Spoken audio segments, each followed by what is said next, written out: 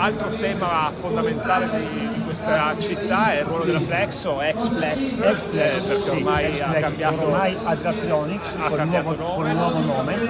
Qual è la situazione in questo momento? La situazione è drastica, una ditta che aveva 700 dipendenti ridotta a 350 con l'80% del fatturato che è andato via perché ha perso il principale cliente Nokia, venduta a un fondo di investimento tedesco che dopo ha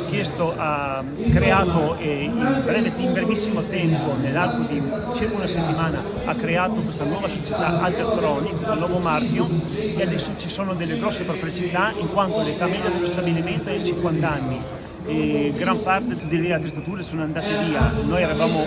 specifici nel campo delle fibre ottiche, sono alla fannosa ricerca di nuovi clienti e nuove attività che però non sono ancora presenti, e c'è un grosso interrogativo per il futuro perché in quanto la fabbrica potenzialmente un fondo di investimento, sappiamo come operano i fondi di investimento,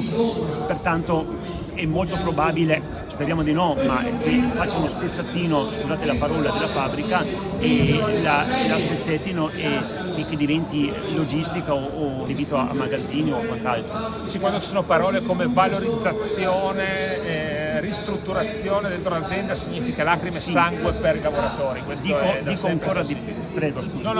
Dico ancora di più nelle presentazioni dei giorni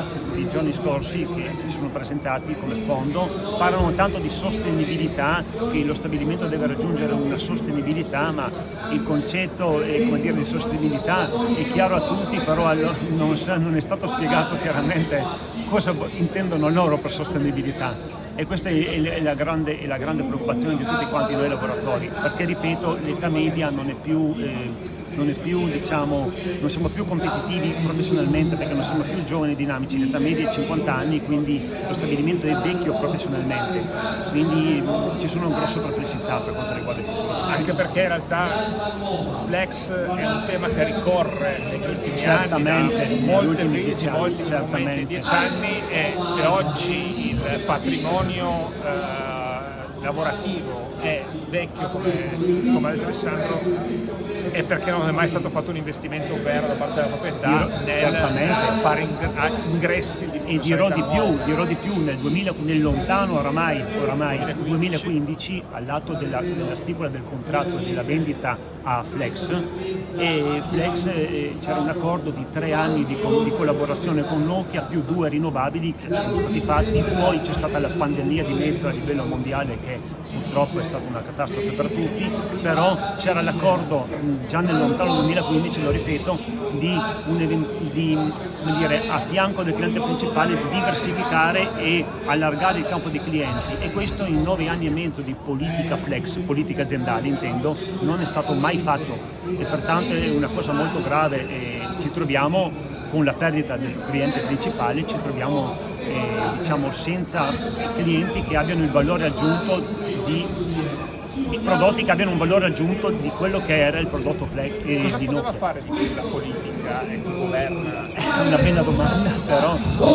per mio avviso doveva forse come lavoratori intendo,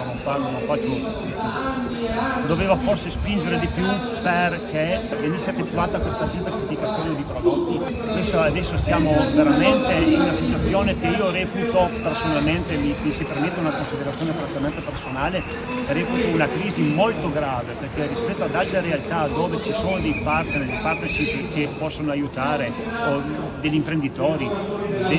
cito ad esempio il caso della Tirso con la partnership di Viso. Ecco, qui non vediamo futuro, o vediamo futuro alquanto incerto, perché non ci sono né compratori né imprenditori che vogliono investire nella zona, e in particolare nell'azienda. Grazie, bocca al lupo. Grazie a voi.